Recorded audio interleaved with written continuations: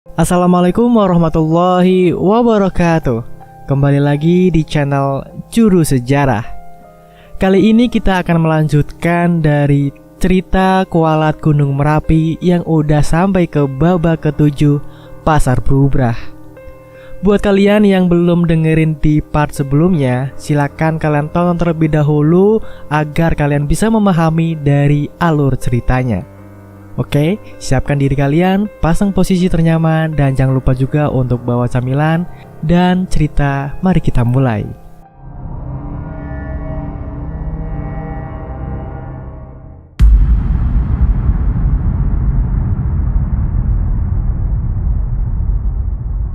Kualat Gunung Merapi babak ke-7 Pasar Brubrah.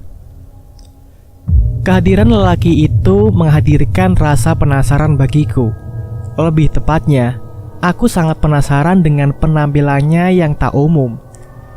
Maaf pak, dari mana mau kemana ya? Aku membuka obrolan. Saya warga di sini. Saya mau pulang, tapi udah kemalaman. Rumah saya di belakang puncak sana. Lelaki itu menjawab dengan santainya, menunjuk ke arah siluet besar puncak Merapi. Hah? Emang ada ya desa di belakang puncak ini? Satu pertanyaan besar menghujam di kepalaku.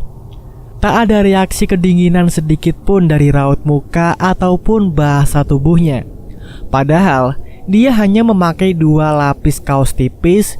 Kulitnya pun nampak berwarna normal, kuning langsat lah gitu ya, tanpa ada warna ungu yang menandakan darah-darahnya mulai beku oleh hawa dingin. Luar biasa sekali pria ini ya. Ilmu apa yang dia pakai hingga jaket pun tak berguna baginya. Aku dan Kucai saling memandang, heran dengan keluar biasaan pria ini. Kucai sendiri menyebut pria ini dengan sebutan Mbah. Mari mbah, kita ngopi-ngopi di depan tenda aja, ajakku dengan segan. Aku berjalan duluan menuju Ibang dan Gundil. Kucai dan Simbah mengikutiku dari belakang. Sayupku dengar mulut Simbah meracau kecil. Bukan mengajak Kucai berbincang, dia meracau sendiri. Aku meminta Ibang untuk mengeluarkan kembali peralatan memasak. Dengan cekatan, Ibang meraih karirnya, lalu dengan hati-hati mengeluarkan satu persatu peralatan masak itu. Aku sendiri mengeluarkan 2 rencang kopi hitam manis dari dalam karirku. Itu adalah amunisi kami selama di sini. Dan tentunya tidak akan pernah ada rokok tanpa ada kopi di sampingnya. Mereka berdua layaknya 2 sejoli yang tidak dapat dipisahkan. Lapar lagi gua, tutur Ibang. Dil, gua minta mie. Ibang merangkak menuju ke dalam tenda. Ia merogoh karir Gundil yang tersimpan banyak mie instan dari berbagai merek dan berbagai rasa. Perutku yang semula terasa kenyang mulai terasa lapar kembali. Sepertinya cacing-cacing di dalam perutku ini terhipnotis oleh Ibang. Sekalian bawa 5 aja bang, kita makan-makan di sini, ucapku. Aku menoleh ke tempat Simbah duduk. Tangannya melingkar di betisnya yang ia tekuk. Tatapannya tertuju kosong melihat ke arah tenda Yoyo. Dari matanya seperti ada cercahan kesedihan. Nafasnya sesekali berhembus kecil. Simbah terus saja melamun tenda Yoyo tanpa bergerak sedikit pun. Kenapa mbah? Tanyaku membangunkan lamunannya. Enggak apa-apa, jawabnya. Oh ya, aku teringat sesuatu. Apa Simbah ini adalah orang yang dimaksud pemuda yang ketemui di pasar Cepoko tadi siang? Aku rasa begitu. Kuraih karirku, ku ambil ranting jati yang kusimpan di sakunya. Lalu, tak lupa kurogoh koin berlubang kecil berbentuk kotak di saku celanaku. Kuperlihatkan kedua barang itu ke hadapannya. Apa ini? Tanya Simbah. Loh, bukannya ini punya mbah, tukasku. Simbah lalu merampas koin dan ranting itu dari tanganku. Matanya memicing, dahinya mengernyit. Ia memeriksa setiap detail dari keduanya, mencium bau dan melihat setiap ukiran dan lekukannya. Oh ini, cakap Simbah, seperti sudah mengetahui pemilik kedua benda itu. Ini milik salah satu pedagang di pasar ini, tegasnya. Simbah memberikan kedua benda itu ke genggamanku lagi.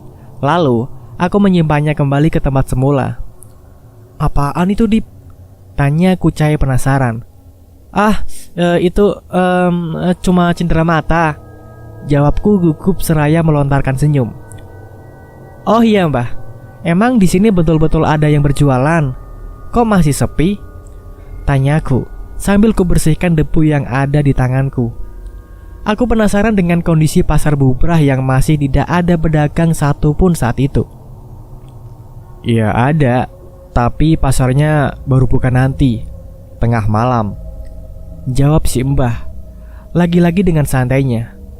Loh, kok masih sepi, Mbah? Lelaki itu hanya diam 1000 bahasa. Tak ada jawaban yang kuharapkan. Matanya kembali beralih menatap tenda Yoyo. Mataku pun mengikuti arah pandangannya. Aku melihat tenda Yoyo yang gelap dan sedikit bergerak-gerak karena diterpa angin. Sambil menunggu mie instan yang tak kunjung matang, mataku masih menatap tenda Yoyo. Siapa tahu Yoyo terbangun dari tidurnya dan keluar tenda menghampiri kita semua. Tak menunggu waktu lama, harapanku terkabul. Mulut tenda yang kulihat beberapa meter di depanku itu seperti ada tangan yang berusaha membukanya dari dalam. Perlahan kain parasutnya mulai terbuka. Sedikit-sedikit mulai terlihat dua pasang kaki dalam keadaan lemas. Mulki dan Desti sudah tertidur pulas. Tangan yang berusaha membuka mulut tenda terus menuntun resletingnya agar terbuka penuh. Dalam keadaan setengah jongkok, Yoyo berusaha keluar tenda. Ia sedikit merapikan kupluknya lalu menutup pintu tendanya kembali. Yoyo berjalan cepat ke arah kami. Tangannya memeluk tubuhnya sendiri.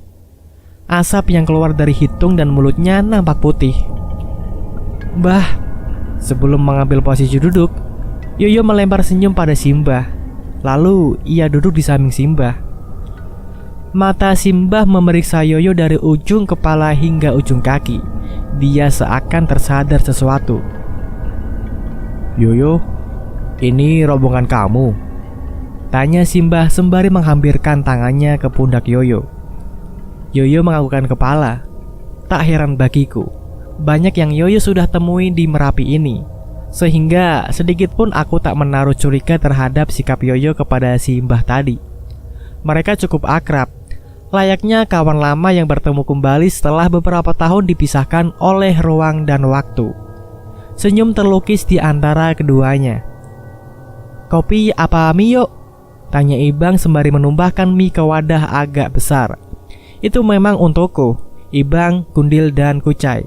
Sementara untuk makan Simbah, Ibang mengambil nesting miliknya sebagai tempat penyajian mie dengan porsi yang lebih sedikit.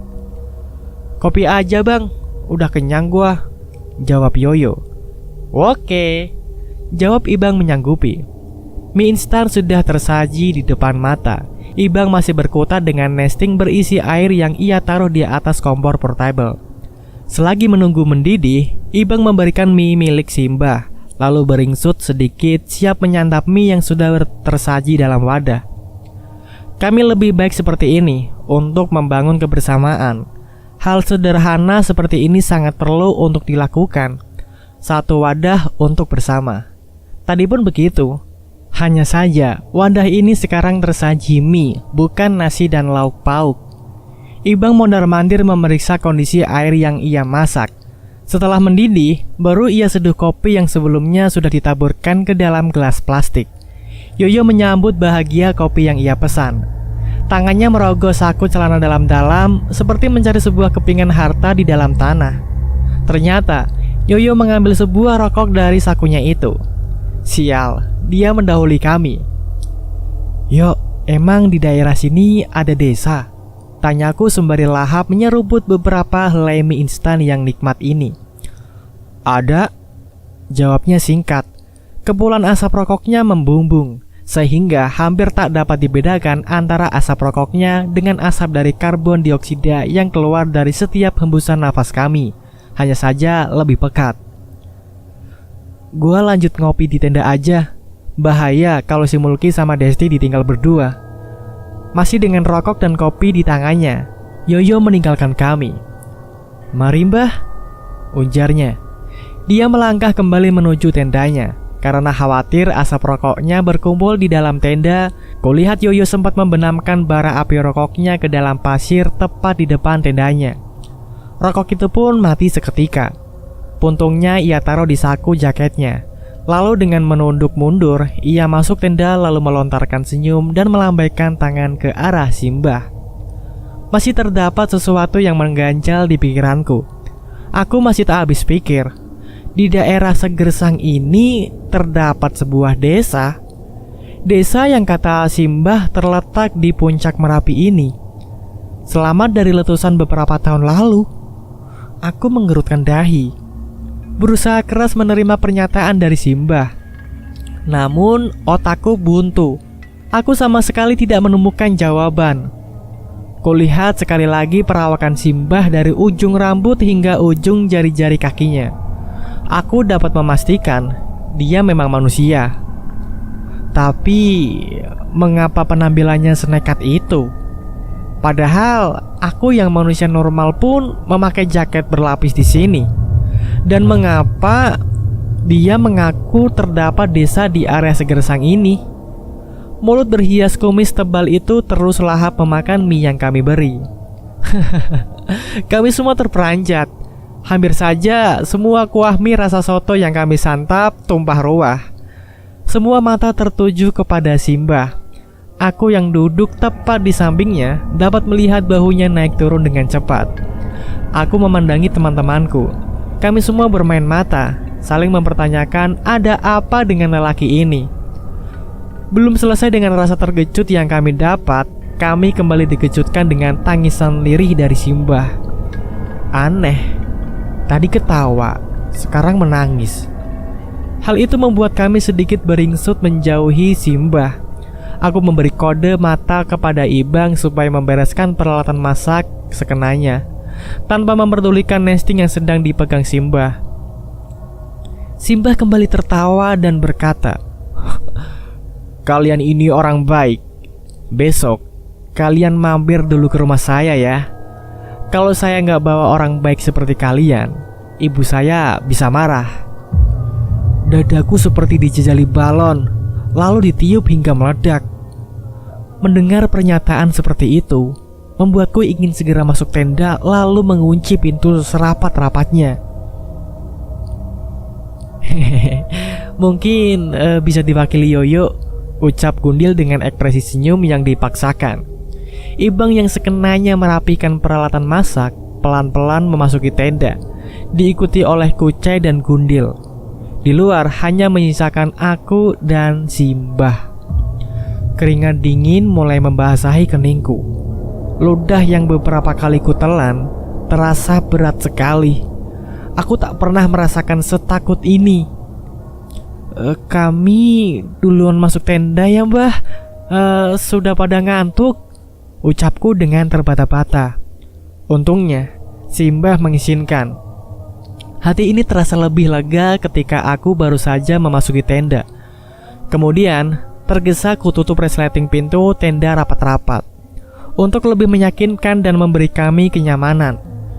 Di balik mulut tenda itu, aku sumpal dengan 4 carrier sekaligus. Di dalam tenda, suasana sangat sunyi. Tak ada candaan yang terlontar, tak ada lawakan yang biasa tersaji. Semua diam di balik sleeping bag-nya masing-masing. "Cai, gimana caranya lo bisa ketemu dia?" tanyaku tepat berbisik di telinganya. "Gua juga nggak ngerti, Dip. Tiba-tiba aja dia ngehampirin gua di belakang tenda," jawabnya. Aku melirik Ibang. Kali ini sang jawara pun sepertinya takluk. Ibang menyelimuti dirinya sendiri dan menghadap ke belakang tenda. Mungkin ia belum mempunyai jurus penangkal jika dirinya dibawa ke alam gaib oleh Simbah. Udara malam semakin terasa kedap. Kulirik, semua temanku sepertinya sudah terlelap. Beruntung sekali mereka dapat tidur dengan mudahnya. Aku merasa sendirian. Ketakutanku semakin menjadi ketika ku dengar di luar tenda Simbah masih meracau sendiri. Kadang tertawa, kadang pula menangis. Darahku terasa semakin mendesir ke atas ubun-ubun. Jantungku berdegup kencang. Sialnya, aku belum juga mengantuk. Selain mendengar racauan tak jelas dari lelaki aneh yang baru kukenal itu, telingaku menangkap suara-suara lain. Di luar, situasi begitu ramai. Sedikit keberanianku kembali muncul. Aku bergeser sedikit ke dekat mulut tenda untuk mencari tahu apa yang sedang Simbah racaukan. Tiba-tiba, ada tangan yang mencengkram pinggangku dengan kuat. "Mau ngapain lu?" tanya Kucai berbisik keras. "Gua kepo sama Simbah." Ternyata Kucai belum tidur. Ibang dan Gundil serentak membuka bagian sleeping bag yang menutupi wajah mereka. "Minta bantuan si Yoyo aja, siapa tahu dia bisa ngehandle." Usul Ibang sangat bagus, tapi aku tak berani jika harus keluar tenda. "Ya udah, gua aja yang kesana," timpal Kucai. Kucai terbangun bergegas membuka sleeping bagnya.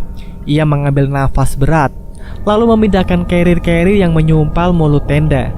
Dengan cepat, Kucai membuka resleting penutup pintu tenda. Kemudian dengan sedikit berlari, ia menghampiri tenda Yoyo. Aku hanya bisa melihat Kucai menepuk-nepuk pinggiran tenda milik Yoyo. Dia mencoba membuka tenda itu, lalu dengan cepat menutupnya kembali. Kucai berdiri. Dia berputar melihat ke sekeliling, lalu hilang dari pandanganku. Dari dalam tenda ini, aku hanya bisa berdoa supaya Kucai segera menemukan bantuan. Bermenit-menit kemudian, Kucai kembali berlari ke arah tenda ini. Buru-buru masuk lalu menyumpal kembali mulut tenda. Dengan nafas tersenggal dan suara yang tergesa-gesa, Kucai berkata, "Yoyo, Mulki, Desti, gak ada." Pernyataan Kucai membuat Gundil dan Ibang terduduk seketika. "Tadi juga gue udah minta bantuan pendaki lain, tapi mereka semua juga pada takut," tandasnya. "Bagaimana ini? Bagaimana jika Simbah tiba-tiba memaksa kami untuk sowan ke rumahnya?" "Coba telepon pihak base camp," seru Kucai. Ide yang bagus. Aku segera mengambil ponselku. Segera ku cari nomor kontak pihak base camp. Nah, ketemu. Tanpa pikir panjang lagi, segera ku tekan tombol berwarna hijau yang tertera dalam layar. Nomor yang Anda tuju sedang berada di luar jangkauan. Suara lembut operator menyela memutus hubungan panggilanku. Benar saja.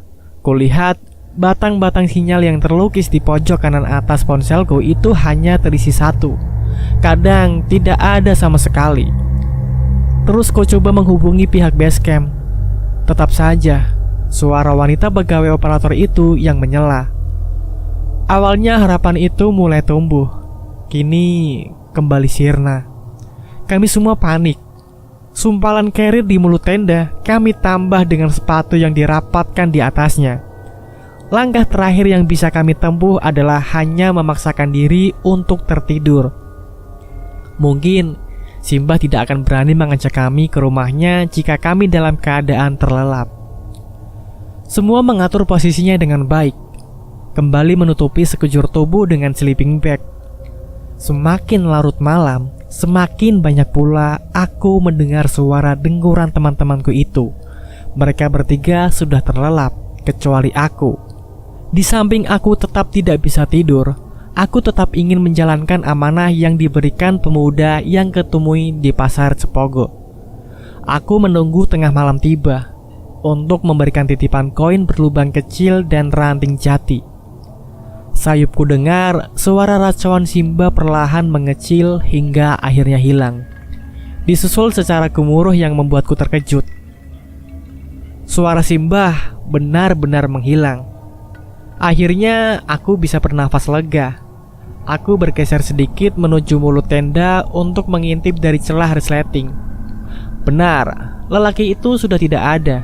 Nesting bekasnya pun ia simpan dengan rapi, tepat di depan pintu tenda.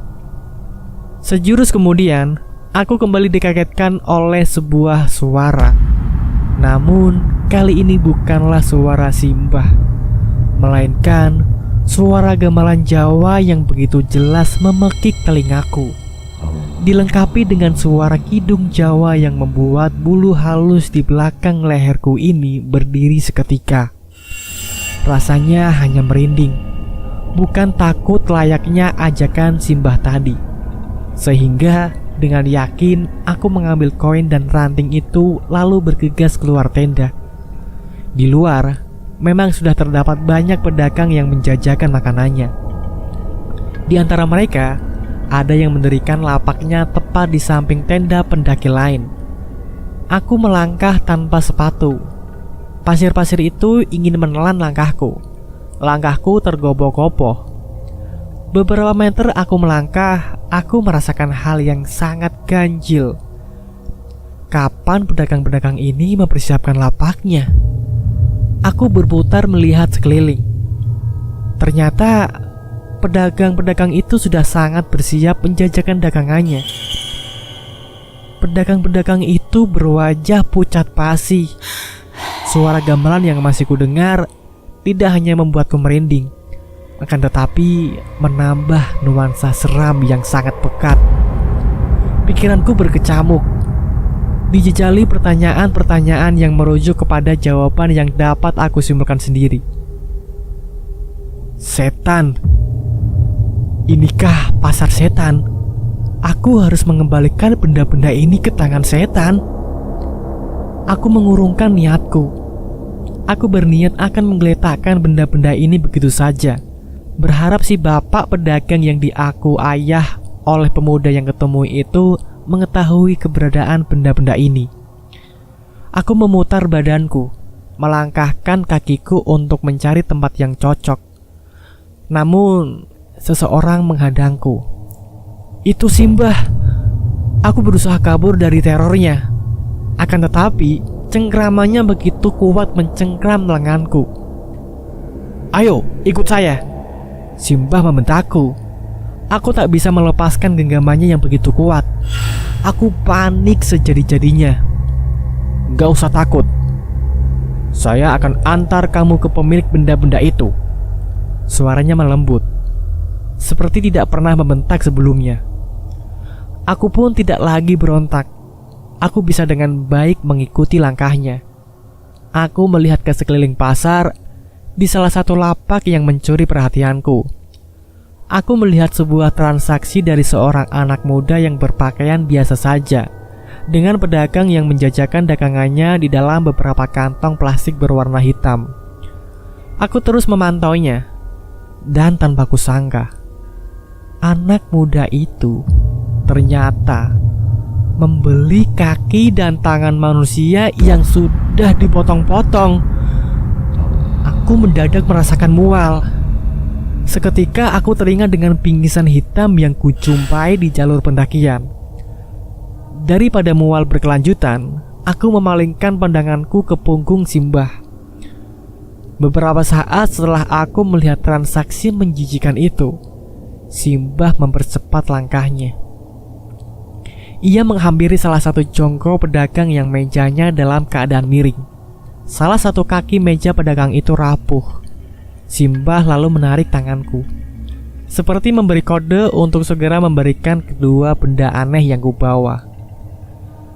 Tanganku gemetar memberikan kedua benda itu. Di balik wajahnya yang pucat pasi, raut pedagang itu terlihat ramah sekali, sama seperti pemuda yang menitipkan barang itu tadi siang. Oh, ini dari anak saya ya, ucapnya seraya tersenyum. Tanpa menunggu lama, pedagang itu memakai ranting jati yang semula kubawa sebagai kaki meja, menggantikan kaki meja yang sudah rapuh itu untuk mengkokohkan lapaknya berjualan. Lalu koin itu, si pedagang hanya memasukkannya ke dalam saku jas yang ia kenakan. Makasih ya dek, ucapnya syukur pedagang itu. Tak ingin terlena keramahan pedagang itu, aku lantas berlari menuju tenda Yoyo. Kali ini, aku tidak dihadang oleh Simbah. Dia membiarkanku berlari begitu saja. Langkahku sempat terhenti ketika sudut mataku menangkap satu orang yang kukenal. Aku meliriknya pelan. Itu Ega. Keadaannya sudah terpasung. Dia menjadi dagangan para lelembut di sana. Entah itu sukmanya atau benar raganya, aku tidak dapat memastikan. Ega meminta maaf kepadaku dengan suara lirih. Tanpa pikir panjang, aku kembali mengambil langkah 1000 untuk meminta bantuan Yoyo menjelaskan semua ini. Yuk, bangun yuk. Aku merusuh tenda Yoyo. Aku berjongkok di depan mulut tenda seraya menumpuk-numpuk kain parasutnya. Lama tak ada jawaban, aku berinisiatif membuka tenda dengan segera. Setelah mulut tenda menganga lebar, aku dikejutkan dengan Mulki yang sedang membetulkan posisi jaketnya. Bukannya nyaut lu? Mana si Yoyo? Ketusku. Nggak tahu Dip. Tadi katanya ada urusan keluar dulu, jawab Mulki terbata-bata. Tanpa menutup kembali pintu tenda, aku bergegas berlari menuju tendaku. Pasir yang menelan setiap langkah kakiku membuat lariku sedikit terasa lebih berat. Aku merusuh kembali ke dalam tendaku. Kucai, Ibang, dan Gundil terbangun seketika. Lu kenapa? Tanya Kucai sambil mengucek matanya. Pertanyaannya tidak langsung kujawab. Pintu tenda kembali kurapatkan.